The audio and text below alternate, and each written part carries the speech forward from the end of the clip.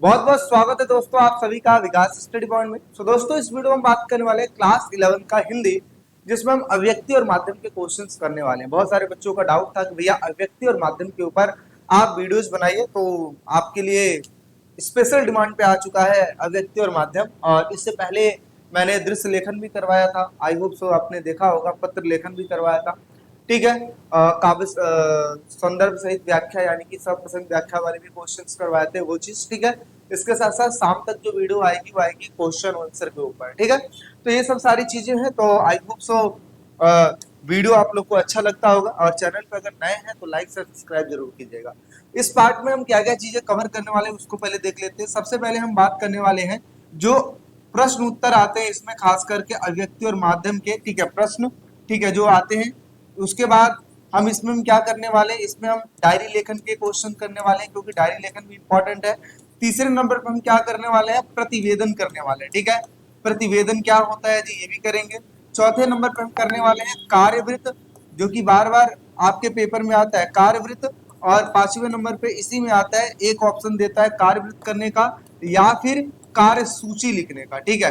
तो ये चीज हो गया। और एक छठे नंबर पे एक लास्ट है जिसको कहा जाता है कि एक तरीके से आपको पत्र लिखना है, किस चीज के लिए, रोजगार के लिए, ठीक है, रोजगार के लिए। यानी कि आप जब जॉब के लिए अप्लाई करते हो तो उसके लिए एक पत्र लिखना है। तो ये टोटल हम इतने सारे टॉपिकों को कवर करने वाले हैं, तो वीडियो आपके लिए बहुत ही ज्यादा इंपॉर्टेंट होने वाली है, तो पूरी वीडियो को देखना, ठीक है। चलिए करते हैं चीजों की शुरुआत। देखिए सबसे पहले यहाँ पे लिखा है संचार। संचार क्या होता है, बस जल्दी जल्दी चीजों को समझाते जाऊंगा। संचार एक ऐसी प्रक्रिया जिसके माध्यम से एक व्यक्ति अपनी बातों को सामने वाले तक पहुंचाता है। इसके कई सारे माध्यम है ना। संचार एक ऐसी प्रक्रिया है जिसके माध्यम से कोई व्यक्ति अपनी बातों को दूसरे तक पहुंचाने का काम करता है। इसमें चाहे वो बोल के पहुंचा सकता है, चाहे चीजों को डिजाइन करके बता सकता है, मतलब चित्र के माध्यम से बता सकता है, या फिर किसी और माध्यम से चीजों को कर सकता है, ठीक है। वही होता है संचार। तो सूचना, विचारों तथा भावनाओं को लिखित, मौखिक, दृश्य तथा श्रव्य के माध्यम से सफलतापूर्वक एक जगह से दूसरी जगह पर भेजना ही क्या कहलाता है, संचार कहलाता है।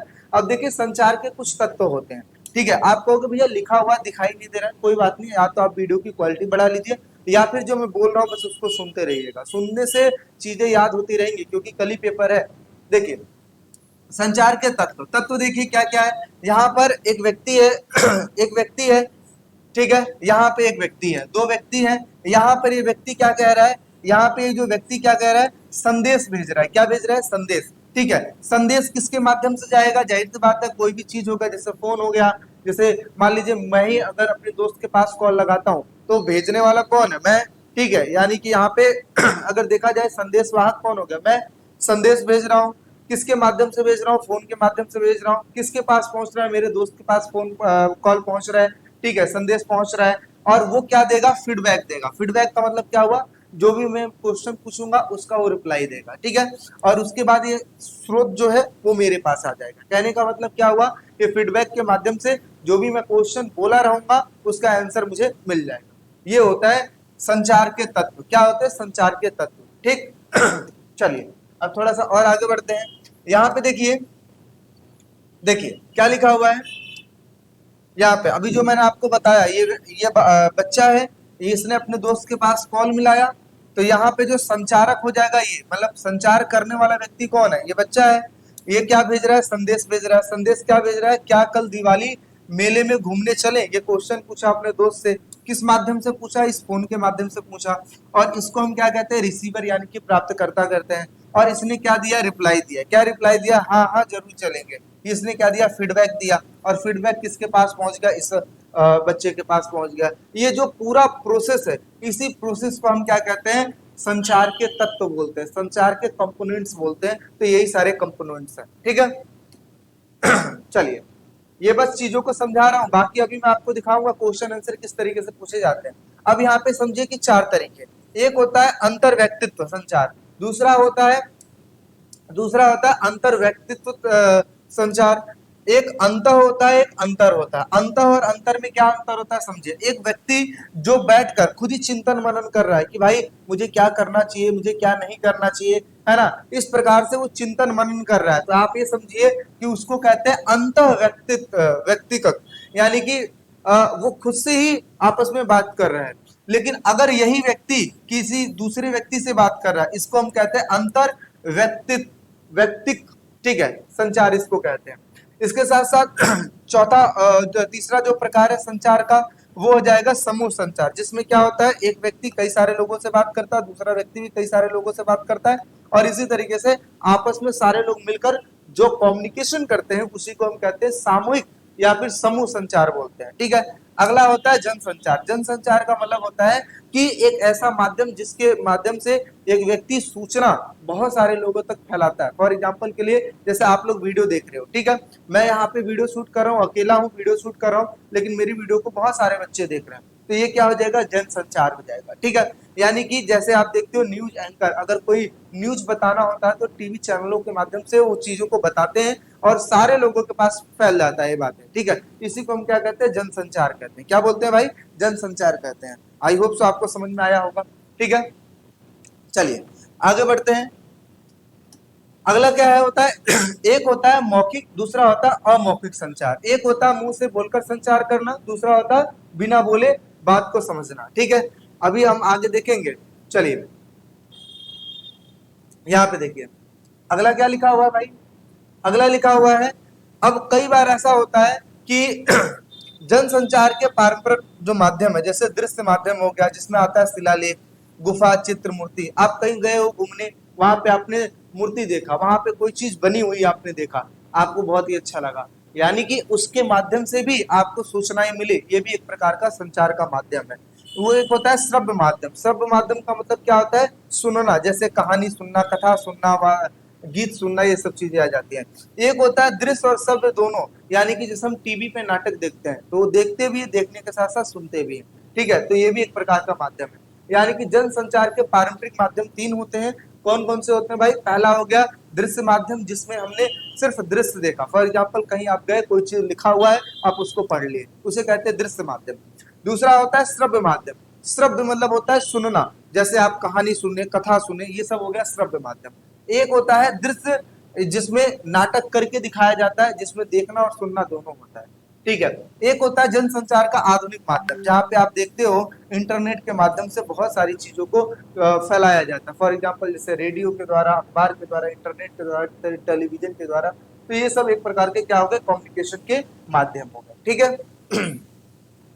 आगे देख लीजिए जनसंचार के माध्यम, जैसा कि अभी मैंने आपको बताया, प्रिंट माध्यम। प्रिंट माध्यम में क्या आ जाता है, जैसे पुस्तकें आ गई, समाचार पत्र हो गए, पत्रिकाएं हो गए, पैम्पलेट्स हो गए, इसके माध्यम से क्या होता है, बहुत सारी चीजों को, है ना, जनता तक मतलब समझिए कि सूचनाओं को पहुंचाया जाता है, ठीक है। एक होता है इलेक्ट्रॉनिक माध्यम, जिसमें आ जाता है रेडियो या फिर आ जाता है टेलीविजन, ये हो गया इलेक्ट्रॉनिक माध्यम।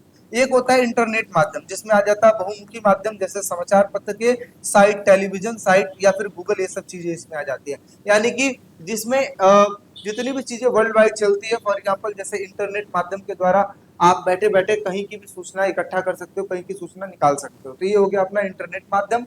एक हो गया इलेक्ट्रॉनिक माध्यम, जिसमें रेडियो आ गया, टेलीविजन, और इसके साथ साथ प्रिंट माध्यम में, जैसा कि आपको मैंने दिखाया कि सब तरीके से प्रिंट कर करके चीजों को, है ना, पब्लिश किया जाता है। आई होप सो समझ में आया होगा। तो ये चीजें सिर्फ समझा रहा हूं। अब बात करते हैं मेन क्वेश्चन आंसर की, कि हाँ भाई किस तरीके से क्वेश्चन आंसर आते हैं, इसको देखिए। सबसे पहले आपसे पूछेगा संचार से आप क्या समझते हो, तो अभी मैंने आपको जस्ट बताया कि समाचार वह प्रक्रिया है जिसके माध्यम से एक व्यक्ति समूह दूसरे व्यक्ति समूहों को सूचना देता है या फिर अपने विचार, भावनाएं, संदेश पहुंचाने का काम करता है। इसी को हम क्या कहते हैं, संचार कहते हैं, ठीक है। यह मौखिक भी हो सकता है, अमौखिक भी हो सकता है, लिखित भी हो सकता है, दृश्य माध्यम से हो सकता है, ठीक है। एक होता है मौखिक, एक होता है अमौखिक, यानी कि एक मुंह के द्वारा बोला गया, और एक होता है बिना बोले, ठीक है, मतलब चीजों को लिख दिया गया, आप उसको पढ़ लिए, ये हो गया अमौखिक, ठीक है। तो ये किस में आ जाता है, ये पहला क्वेश्चन इस तरीके से पूछा जाता है कि संचार से आप क्या समझते हो, ठीक है। चलिए आगे समझते हैं दूसरा क्वेश्चन कैसे पूछा जाएगा। दूसरा है मौखिक एवं अमौखिक संचार से आप क्या समझते हो, तो देखिए क्या लिखा है, मौखिक संचार, जिसको हम कहते हैं वर्बल कम्युनिकेशन। वर्बल कम्युनिकेशन में विचारों, भावनाओं को व्यक्त के लिए बोले गए शब्दों का उपयोग किया जाता है, यानी कि व्यक्ति को बोलना पड़ेगा, ठीक है, तभी तभी एक मौखिक संचार हो पाएगा, ठीक है। इसके विपरीत अगर देखा जाए अमौखिक संचार, जिसको हम नॉन वर्बल कम्युनिकेशन कहते हैं, में शब्दों के बिना सूचना भेजी जाती है, जैसे कि शारीरिक भाषा या चेहरे का हाव भाव या फिर भाव या संकेत बोल सकते हैं, यानी कि एक्सप्रेशन के द्वारा आप समझिए, या फिर आप समझिए कि जैसे कई बार ऐसा नहीं होता है, टीवी एंकर भी कई बार ऐसे ऐसे करके यूज करते हैं उन लोगों को समझाने के लिए जो कि सुन नहीं सकते, है ना, इस तरीके से करके ऐसे ऐसे ऐसे करके बोला जाता है ना। तो चेहरे के हाव भाव से संकेतों के माध्यम से क्या होता है, कम्युनिकेशन किया जाता है, उसी को हम कहते हैं अमौखिक संचार। समझ में आ रही बातें? तो दो चीजें। अगला क्या है, अंतर व्यक्तिगत संचार से आप क्या समझते हैं? अभी मैंने आपको बताया था, ठीक है, इंट्रापर्सनल, जिसमें व्यक्ति खुद बैठेगा, खुद चिंतन मनन करेगा कि भाई मुझे क्या करना है, फ्यूचर में मुझे क्या करना है, कल के पेपर में क्या होगा, किस तरीके से मुझे पेपर अटेम्प्ट करना है, या रिजल्ट का क्या निष्कर्ष निकलेगा, ये सब चीजें, ये क्या है, ये व्यक्ति खुद चिंतन मनन कर रहा है, इसी को कहते हैं अंतर व्यक्तिगत, यानी कि खुद से बात करना, ठीक है, ये इसमें आ जाता है। वह संचार जो कि व्यक्ति स्वयं के साथ करता है, इसमें आत्मचर्चा, आंतरिक एकाताप, या फिर एकालाप हो गया, या फिर अपने मन के अंदर की आवाज शामिल होती है, ये हो गया अंतर व्यक्तित्व संचार, इसमें आ गया। आगे समझते हैं अगला क्या लिखा है, अंतर व्यक्तिक संचार क्या होता है? अंतर व्यक्ति, अभी मैंने आपको समझाया, इसमें व्यक्ति खुद से बात नहीं करता बल्कि दूसरे से बात करता है, ठीक है। तो क्या लिखा है, अंतर व्यक्तिक संचार, ठीक है। इंटरपर्सनल वह प्रक्रिया जो कि दो या दो से अधिक लोगों के बीच में होती है, इसमें विचारों, भावनाओं का, सूचनाओं का आदान प्रदान किया जाता है, ठीक है। तो ये चीजें हो गए। कंपोनेंट्स के बाद अभी हमने जस्ट ऊपर किया है, क्या संचार के विभिन्न प्रकार के तत्व होते हैं, कौन कौन से?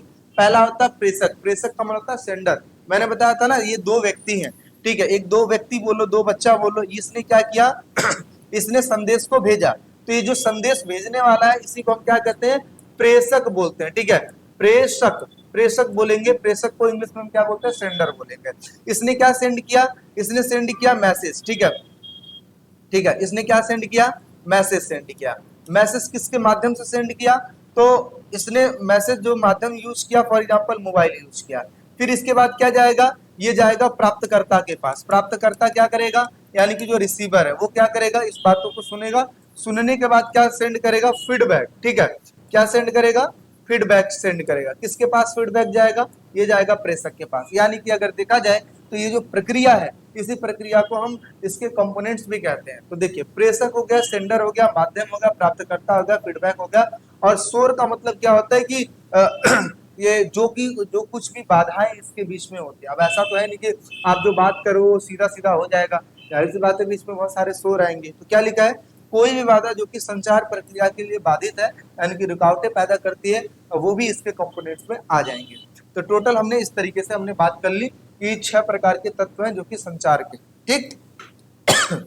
चलिए आगे बात करते हैं, फीडबैक क्या होता है। फीडबैक का मतलब क्या होता है, संचार प्रक्रिया में प्राप्तकर्ता द्वारा प्रेषक को दी जाने वाली जो जवाब है, ठीक है, यह बात बताता है कि संदेश को किस तरीके से समझा गया। अब जैसे मान लीजिए मेरे दोस्त ने मुझे कुछ बात बोली, है ना, मेरे दोस्त ने कोई बात मेरे को बोली, सबसे मैंने अपने दोस्त से पूछा कि भाई दिवाली के समय चल रहा है क्या घूमने, उसने कहा हाँ भाई चलते हैं। तो मुझे क्या समझ में आया, उसने फीडबैक दिया हाँ भाई चलते हैं, इसका मतलब मेरा जो बात है उसने सही तरीके से सुना और उसने कहा कि हाँ भाई चलते हैं। फॉर एग्जाम्पल मैंने सपोज यही कहा क्या कि हाँ भाई दिवाली में चल रहा है क्या घूमने, तो उसने कहा कि हाँ सब बढ़िया है, सपोज करो हाँ सब बढ़िया, उसने ये बोला, तो मैं क्या सोचूंगा, मैं तो यही सोचूंगा ना कि इसने फीडबैक सही नहीं दिया, इट मीन्स उसने मेरी बातों को सही तरीके से सुना नहीं। तो फीडबैक एक ऐसा जरिया होता है जिसके माध्यम से ये समझा जाता है कि जो प्रेषक ने जो बातें बोली है वो रिसीवर को सही रूप में मिली है कि नहीं मिली है ना, ये होता है। चलिए नेक्स्ट बात करते हैं, अगला क्या लिखा है, एनकोडिंग किसे कहते हैं, एनकोडिंग, एनकोडिंग देखिए किसे कहते हैं। तो एनकोडिंग वह प्रक्रिया है जिसमें प्रेषक अपने विचारों या फिर संदेशों को ऐसे रूप में बदलता है जिसे भेजा जा सके, यानी कि देखा जाए शब्दों या फिर प्रतीकों या फिर संकेतों में। यानी कि देखिए दो चीजें होती है, एक होती है एनकोडिंग, दूसरा होता है डिकोडिंग। एनकोडिंग और डिकोडिंग का मतलब क्या होता है, सपोज मेरे मन में कोई बात चल रही थी, मेरे मन में कोई बात चल रही थी कि यार ऐसा करते हैं ऐसा करते हैं, फिर मैंने क्या किया, उसको एक्सप्रेस किया, एक्सप्रेस मतलब उसको प्रेजेंट किया। कैसे प्रेजेंट करूंगा, या तो मैं शब्दों के माध्यम से करूंगा, या तो कोई मैं सिंबल बना दूंगा, या तो कोई मैं संकेत दूंगा कि हाँ हाँ उस टाइप से, है ना, वहां चलते हैं वहां चलते हैं, संकेत दूंगा। मतलब मेरे अंदर के जो विचार है उस विचार को प्रकट करने की जो प्रक्रिया है उसी को हम कहते हैं एनकोडिंग प्रक्रिया। आगे है डिकोडिंग। डिकोडिंग का मतलब क्या होता है? डिकोडिंग वह प्रक्रिया जिसमें प्राप्तकर्ता एनकोडिंग एनकोड किए गए संदेशों को समझता है और उसका अर्थ निकालता है। अब जैसे मैंने अपने दोस्त को ये बात बोली कि हाँ भाई वहां चलते हैं, अब मैंने मुंह से बोला, ठीक है, शब्दों का प्रयोग करके बोला, अब उसने कहा कि हाँ ठीक है चलते हैं। इसका मतलब क्या हुआ कि मेरे एनकोडिंग चीजों को उसने डिकोडिंग किया, मतलब मेरी जो एनकोडिंग की जो बातें थी उसको उसने समझने का काम किया। मान लीजिए जो मैं संकेत बोला कि हाँ चलते हैं, यहाँ पे चलते हैं घूमने के लिए, है ना, इशारों इशारों में बोला, तो ऐसे में क्या होगा, उसने मेरी एनकोडिंग चीजों को डिकोडिंग में करेगा। तो यही जो प्रक्रिया है इसी को हम कहते हैं डिकोडिंग प्रक्रिया। समझ में आ रही बात है? चलिए अब नेक्स्ट बढ़ते हैं जनसंचार। जनसंचार क्या है? अभी मैंने आपको बताया जनसंचार जिसको मास कम्युनिकेशन कहते हैं।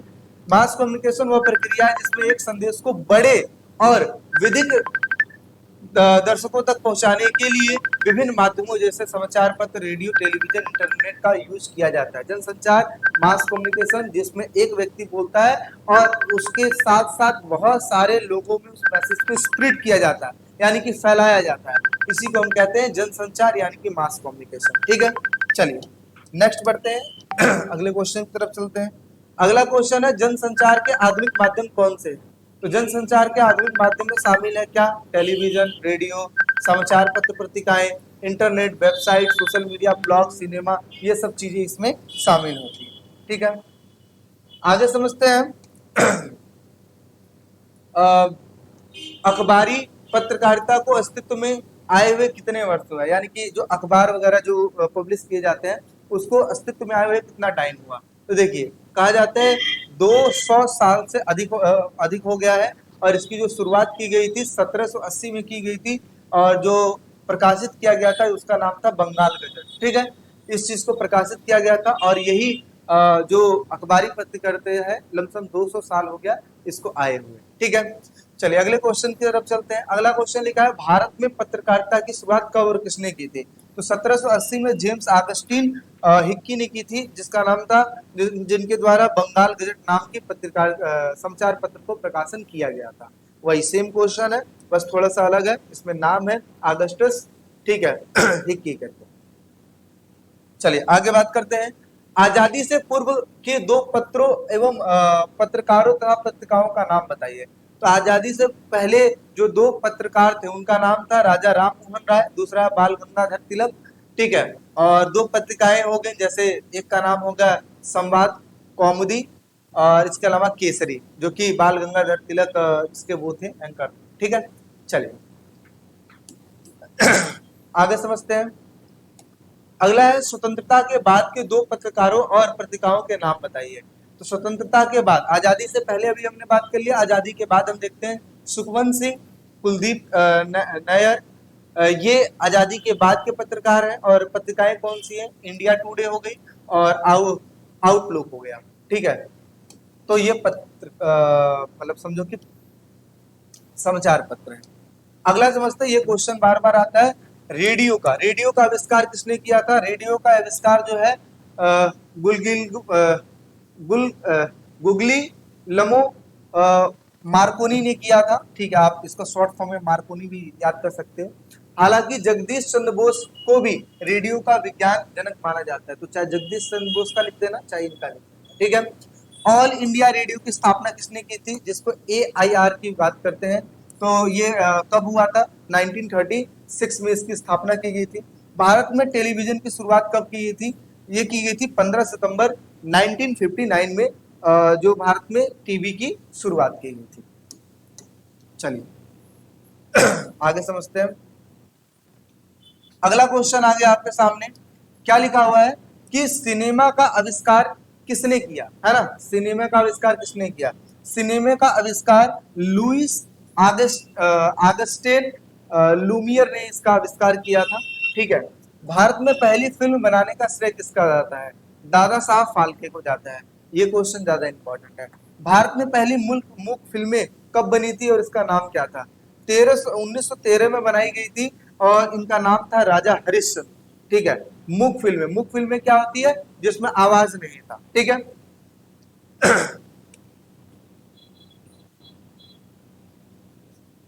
आगे बात करते हैं, पहली बोलती फिल्म कब बनी थी और इसका क्या नाम था? भारत की पहली बोलती हुई फिल्म 1931 में बनाई गई थी, जिसका नाम था आलमारा।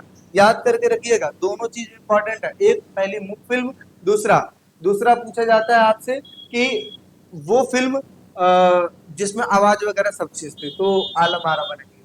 ठीक है, अगला समझते हैं इंटरनेट के लाभ क्या होते हैं। तो ये अपने आप से भी आप लिख सकते हो, इंटरनेट के लाभ: ज्ञान सूचना तक आसानी से पहुंच हो पाना, संचार तथा कनेक्टिविटी अच्छी हो पाना, ऑनलाइन खरीदारी करना, बैंकिंग की सुविधाएं, मनोरंजन, शिक्षा, ये सब चीजें हो गई। व्यापार और रोजगार के अवसर भी देखने को मिल जाते हैं। ठीक है, अगला, जनसंचार माध्यम का एक लाभ एवं दुष्परिणाम भी लिखिए। आंसर क्या है? जनसंचार माध्यम एक लाभ है कि यह बड़ी संख्या में दर्शकों तक सूचना तथा समाचारों को शीघ्रता से पहुंचाया जाता है। यानी कि कहा जाए जनसंचार के माध्यम से, जैसे आप देखते हो ना कि न्यूज वाले अपने समाचार को बहुत ही तेजी से और सब में फैला देते हैं, इसलिए क्योंकि जिसके पास फोन होगा, जिसके पास टेलीविजन होगा, हर जगह पे न्यूज तो पहुंचेगा। तो वही चीजें हैं, जनसंचार एक ऐसा माध्यम है जिसके माध्यम से दर्शकों तक बहुत ही तेजी से सूचनाओं को पहुंचाया जाता है। इसका एक दुष्परिणाम यह है कि यह कभी कभी व्यक्तिगत संपर्क और निजीकरण को कम कर देता है, जिससे संदेश सभी दर्शकों तक नहीं पहुंच पाता है। यानी कि कई बार ऐसा होता है कि ये निजीकरण को, यानी कि प्राइवेट चीजों को कम कर देता है, जिसकी वजह से सभी लोगों के पास ये बहुत ही इजीली नहीं पहुंच पाता है। ठीक है, अगला है, पत्रकारिता के कोई तीन पहलू बताइए। पत्रकारिता के कोई तीन पहलू बताइए। सबसे पहला क्या हुआ? सूचनाओं को संग्रहण करना, मतलब इकट्ठा करना। दूसरा होगा प्रसार करना, मतलब उस चीज को फैलाना। तीसरा होगा सूचनाओं का विश्लेषण करना, मतलब अच्छे से उस चीज को डिवाइड कर देना। ठीक है, सामाजिक मूल्यों तथा ज्ञान का संप्रेषण करना। ठीक है, तो ये जो चीजें हैं, ये तीन पहलू हो गई इसकी। पहला क्या लिखा? सूचनाओं का संग्रह और प्रसार करना। दूसरा होगा सूचनाओं का विश्लेषण करना तथा सामाजिक मूल्यों तथा ज्ञान का संप्रेषण करना। तो पहला ये हो गया, ये पूरा यहाँ तक। दूसरा यहाँ से लेकर यहाँ तक हो गया। तीसरा यहाँ से लेकर यहाँ तक हो गया। ये तीन चीजें हो गई। अगला, रेडियो किस प्रकार का संचार माध्यम है? तो आप कह सकते हो इसमें सिर्फ ऑडियो आता है, ऑडियो आता है तो ये श्रव्य माध्यम है। ठीक है, टेलीविजन जनसंचार का कैसा माध्यम है? तो ये सुनने और देखने दोनों का माध्यम है। ठीक है,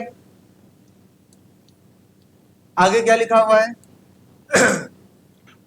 जनसंचार का आधुनिक तथा लोकप्रिय माध्यम कौन सा है? तो जनसंचार का आधुनिक और लोकप्रिय माध्यम इंटरनेट है, जिसमें सोशल मीडिया, ऑनलाइन समाचार तथा वीडियो स्ट्रीमिंग, ये सब चीजें इसमें आ जाती है। तो हमने जनसंचार में जो जो इंपॉर्टेंट, अगर ऊपर वाली चीजें आप कर लेते हो ना, तो समझो 4 मार्क्स के क्वेश्चन तो आपके ऐसे ही हो गए। इन्हीं में से क्वेश्चन घूम फिर के आता है। ठीक है, चलिए अब थोड़ा सा और आगे बात करते हैं। अब डायरी लेखन के बारे में बात कर लेते हैं।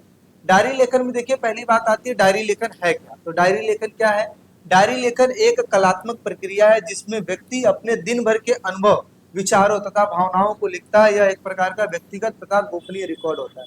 कहते हैं कि मैं डायरी लिख रहा हूँ, तो डायरी लिखा जाता है जिसमें अपने पर्सनल चीजों के बारे में लिखा जाता है कि आपके साथ क्या घटनाएं घट रही है, या फिर आप क्या करना चाहते हो, या फिर जो भी आपके साथ चीजें हो रही।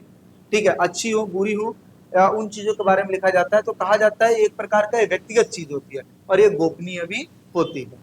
अगला क्या लिखा है? डायरी हमारा किस प्रकार से साक्षात्कार करती है। आप जैसे आप अपने बारे में सारी चीजों को लिखोगे, अगर किसी को आपके पर्सनालिटी के बारे में जानना है, तो जाहिर सी बात है अगर आपके वो डायरी को पढ़ लेगा तो पर्सनालिटी के बारे में तो पता लग जाएगा। तो इसका मतलब तो यही हुआ ना कि एक तरीके से आपका साक्षात्कार कर रहा है। साक्षात्कार का मतलब क्या होता है? इंटरव्यू होता है। फॉर एग्जाम्पल, जैसे आप कहीं गए जॉब के लिए, तो वो कहता है ना कि टेल मी अबाउट योरसेल्फ। तो आप बताते हो कि मेरा नाम ये है, मैंने ये क्वालिफिकेशन कर रखा है। तो मतलब क्या है? आप अपना एक डेमो दे रहे हो, है ना, एक इंट्रोडक्शन दे रहे हो। तो इसी प्रकार से जो डायरी है, डायरी भी आपकी ही तो है, आपके ही जीवन के बारे में तो बता रही है। तो इसी वजह से कहा जाता है कि डायरी हमारा किससे साक्षात्कार कराती है? तो डायरी हमारा साक्षात्कार खुद से कराती है। इसके माध्यम से हम स्वयं को बेहतर ढंग से समझ सकते हैं, अपनी भावनाओं को व्यक्त कर सकते हैं। ठीक है, आगे क्या लिखा है? डायरी, किन्हीं दो प्रसिद्ध डायरियों और उनके लेखकों का नाम लिखा। कई बार ये भी क्वेश्चन जाता है, तो आप लिख सकते हो नरदेव शास्त्री, जिनकी नरदेव शास्त्री वेद तीर्थ की जेल डायरी, है ना, तो ये है। और इनके जो लेखक है नरदेव शास्त्री वेद तीर्थ, ये इनका पूरा नाम है। ठीक है, इन्होंने एक डायरी लिखी थी। और अगला है अगली जो है मेरी मेरी कालीज डायरी, जो कि डॉक्टर धीरेन्द्र वर्मा ने इस चीज को लिखा था। ठीक है, चलिए आगे बात करते हैं। डायरी लेखन की भाषा शैली कैसी होनी चाहिए, यानी कि भाषा किस तरीके से होनी चाहिए। तो डायरी लेखन की भाषा शैली सरल होनी चाहिए, सहज होनी चाहिए, स्पष्ट होनी चाहिए। इसमें लेखक को अपनी भावनाओं को बिना किसी बनावट के व्यक्त करना चाहिए, मतलब बिना किसी बनावट को व्यक्त करना चाहिए। तो ऐसी चीजें इसमें होती है। ठीक, चलिए नेक्स्ट बात करते हैं। डायरी किस समय लिखनी चाहिए। डायरी को दिन के अंत में लिखना सबसे उपयुक्त होता है, जब व्यक्ति पूरे दिन की घटनाओं और विचारों को शांति से याद कर सकता है। ठीक है, तो ऐसे में क्या होता है कि जब वो सोने से पहले डायरी लिखेगा तो सारी चीजें जितनी भी उसके साथ जो चीजें होंगी उसको डायरी में लिख लेगा और फिर वो लास्ट में सो जाएगा। ठीक है, इसी प्रकार से हर रोज की प्रक्रियाओं के बारे में लिखा जाता है। ठीक है, आगे समझते हैं। डायरी लिखते समय किन किन बातों का ध्यान रखना चाहिए। डायरी लिखते समय निम्नलिखित चीजों का ध्यान रखना चाहिए। सबसे पहला, एक निश्चित समय तथा स्थान पर लिखा जाना चाहिए। दूसरे नंबर पे ईमानदारी तथा सच्चाई होनी चाहिए। पता लगे आपके साथ लॉस हो गया, मतलब आपका कोई ऐसी चीज समझो कि कोई ऐसा चीज था कि आप जिसमें आप हार गए। सपोज करो कोई गेम खेल रहे तो उसमें आप हार गए, लेकिन डायरी में आपने लिख दिया कि हाँ इसमें तो सबसे अव्वल आया था, मतलब मैं फर्स्ट आया था, ऐसा ऐसा ऐसा। तो ये क्या है, ईमानदारी आप नहीं दिखा रहे हो। हालांकि आपकी जो डायरी पढ़ेगा वो कहेगा कि हाँ ये लड़का ग्रेट है क्योंकि ये अव्वल आया था, नंबर 1 पे आया था। लेकिन फिर ये क्या सच्चाई है, बिल्कुल सच्चाई है, तो अच्छी डायरी नहीं मानी जाती है। तो ये लिखा है, इसमें ईमानदारी होनी चाहिए, सच्चाई होनी चाहिए, अपनी भावनाओं तथा विचारों को व्यक्त करना चाहिए, चाहे अच्छा हो चाहे बुरा हो। इसमें किसी भी बनावटी भाषा का प्रयोग नहीं होना चाहिए और पूरी तरीके से गोपनीय होनी चाहिए। ठीक है, तो ये ऐसी चीजें हैं जो कि इसमें होनी चाहिए। तो डायरी लेकर करते हुए ये सब चीजों का ध्यान रखना जरूरी है। यहाँ तक कोई दिक्कत है? आई होप आप लोग को कोई दिक्कत नहीं होगा डायरी लेखन में और इसके अलावा जन संचार के माध्यम से। ठीक है, तो ये दो चीजें हो गई। और इसके बाद छोटे छोटे पार्टों में हम वीडियो को डिवाइड कर लेते हैं। तो पहला आप ये कंप्लीट कर लीजिए। ठीक है, इसके बाद अब जो नेक्स्ट वीडियो अभी तुरंत तुरंत पब्लिश होएगी, ठीक है, वो प्रतिवेदन के ऊपर होएगी। और फिर उसके बाद जो वीडियो आएगी वो किसके ऊपर आएगी, पत्र के ऊपर आएगी और कार्य सूची के ऊपर आएगी। चलिए फिर मिलते हैं एक नेक्स्ट वीडियो में। अभी के लिए टेक केयर, बाय बाय।